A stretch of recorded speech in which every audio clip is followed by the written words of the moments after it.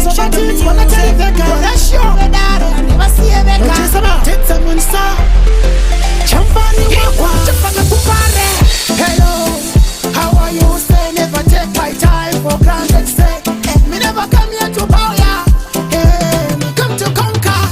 zuri kabisa mkuru wangu pamwe ino naya chino chinenguwa ta isiru wasisitese tatinga tarisira zingazo buda here kabisa mfana wangu pamwe ino naya chino chinenguwa ta isiru wasisitese tatinga tarisira zingazo buda usatingiri mero ukandichunga kunyepa kushika chinyunda nyoka mchuno inenu ukantanga ukandituma ndinenye ndakuda washo hari kukutuma kare wafunga kuchemisa chita make sure saiko uchida kuona chiripua saiko kunyepera kunge uri kiwa manje inini kwa uri ndirikiwa zuri kabisa mkoro wangu pamalino naya chino chinemu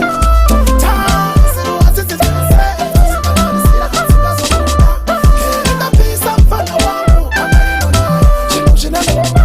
ta siru wasisitese tasinga tarisira zingazo buda chimbo isaka wallet muomwe mukuru barove karapasi uone imimi musadila minete say muchida ndisafokete hello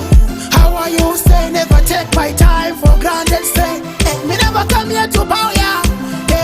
me come to conquer zuri kabisa mkuru wangu pamwe ino naya chino chinenguwa ta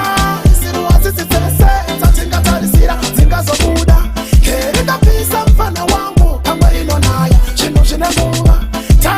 isiru wasisitese tatinga tarisira zingazo buda usatingiri mero ukandichunga kunyepa kuchika chinyunda nyoka mchuno inenu ukantanga ukandituma ndinenye ndakuda washo hari kukutuma kare wafunga kuchemisa chita make sure saiko uchida kuona chiripua saiko kunyepera kunge uri piwa manje inini kwa uri ndirikiwa